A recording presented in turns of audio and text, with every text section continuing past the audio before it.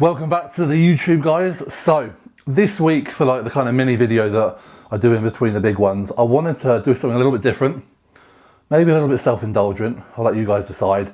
But basically, obviously I'm massively appreciating of like everyone who subscribed to the channel. Keep doing that, keep clicking that button. But there have been quite a lot of recent subscribers, and for those who follow me on Instagram, you may or may not know sort of my backstory. Probably on YouTube, not many people do. So I thought today I'd use this video to go through what I did before bodybuilding, way back then, how I got into bodybuilding and how I progressed through bodybuilding. So pretty much a summary out of where I was at 18 and where I am coming up to 36 in a couple of weeks. So, you know, half my life, and we'll put a little picture somewhere here of me doubling my body weight. So when I was 18 and went to uni, I was a swimmer.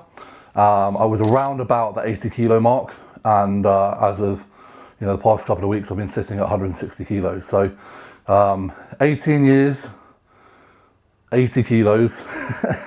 Granted, I'm not lean, but I thought it was quite a nice little thing to kind of throw in. So winding it right back, I've always been good at sport. I've always loved sport. I've always loved activity.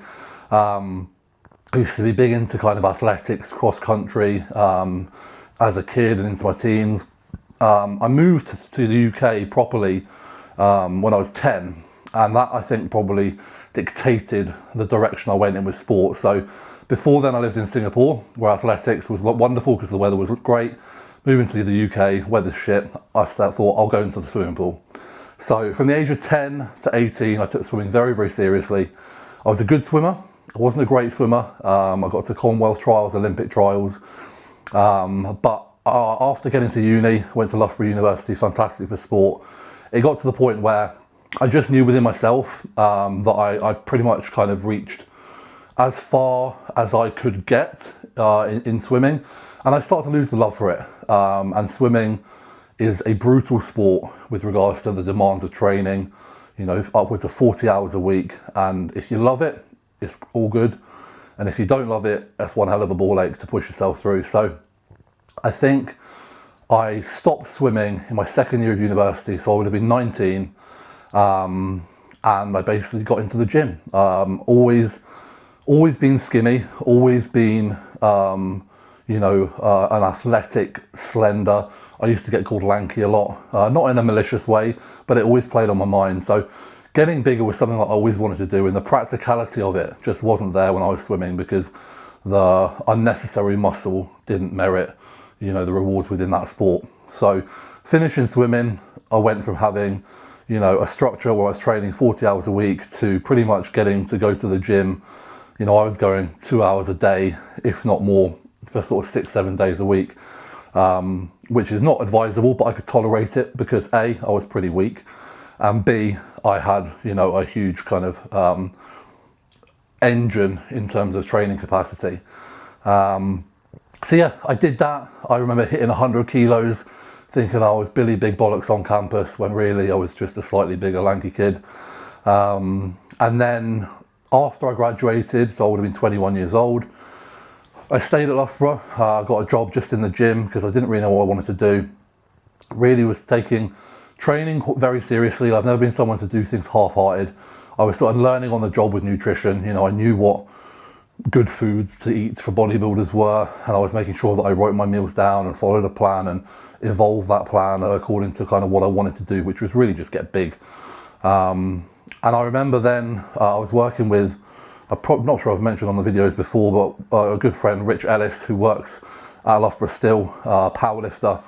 And he said, you obviously take this seriously, what are you going to do with it? I was like, what do you mean?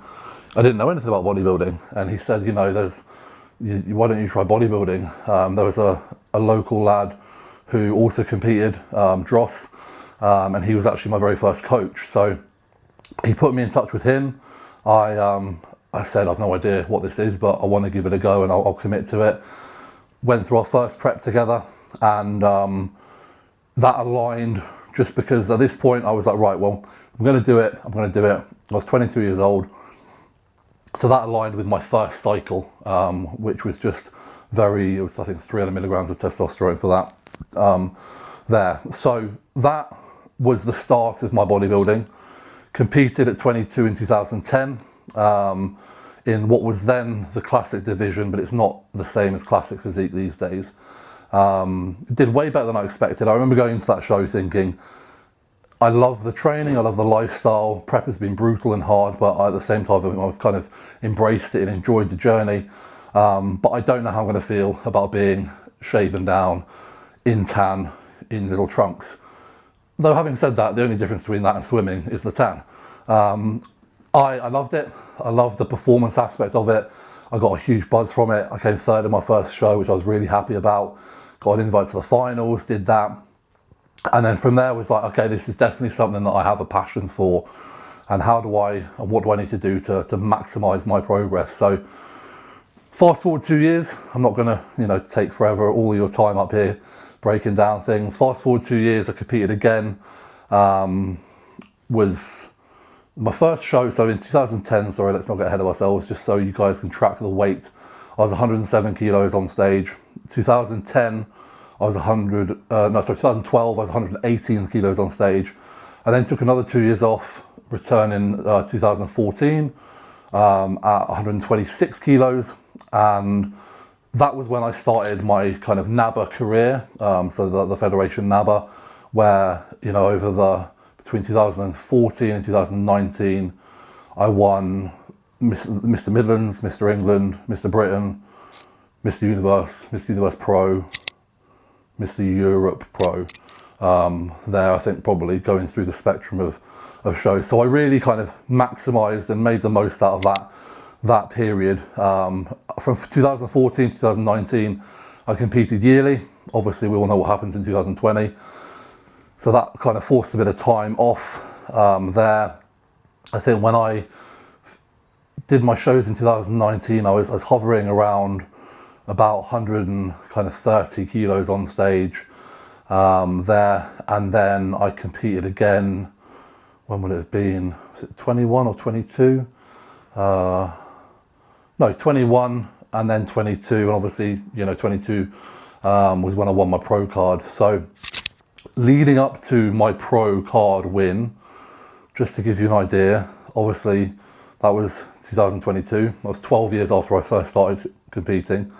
That was 26 shows deep at that point. I then did the Arnold's pro show, so I've done 27 shows thus far, looking at rounding up to a nice round 30 at the end of this year. So yeah, that pretty much encapsulates my journey. Like, I have always been passionate about bodybuilding because for me, it gives so much more than, you look great most of the time, some of the time, not at the minute. But more than that, bodybuilding gives me a level of control over my life that keeps me very focused and keeps me very positive. I speak to a lot of clients, potential clients, guys in the gym, guys out of the gym, and often where they struggle is not, knowing what they should or shouldn't be doing. It's actually kind of doing it and taking control, and sometimes playing the victim and pretending that actually we don't have as much control as we think. Whereas in bodybuilding, you are in complete control. Whether you want to kind of try and make excuses or not, you get to choose what goes into your mouth. You get to choose what effort you put into your body. You get to choose what you put into your body. And the fantastic thing about it is, if you give 100% to bodybuilding, you will get 100% back. Now, that doesn't mean you're going to be Mr. Olympia, but in terms of your genetic potential to progress, your effort will be completely matched with reward. And I love that about it. I thought it's just so simple, it's so basic, but while it is simple, it's not easy because we have to put a lot of hard work in. So yeah, that's me. From a skinny swimmer at 18 years old, finding the kind of love for the gym at 19, finding the love for competing at 22, and realistically still loving every single moment of it right now. While I'm looking forward to retiring from competitive bodybuilding, I will not be retiring from this lifestyle by a long shot. And I hope that I can continue to kind of share my level of passion and inspire others well beyond my competitive kind of years. So yeah, I hope you guys have enjoyed. Any questions, let me know. Like, I didn't want to go into, you know, monotonous, boring detail about every single year, but feel free to ask any specific questions, and thank you for your time. Please, as ever, like, comment and subscribe. I'll see you in the next one.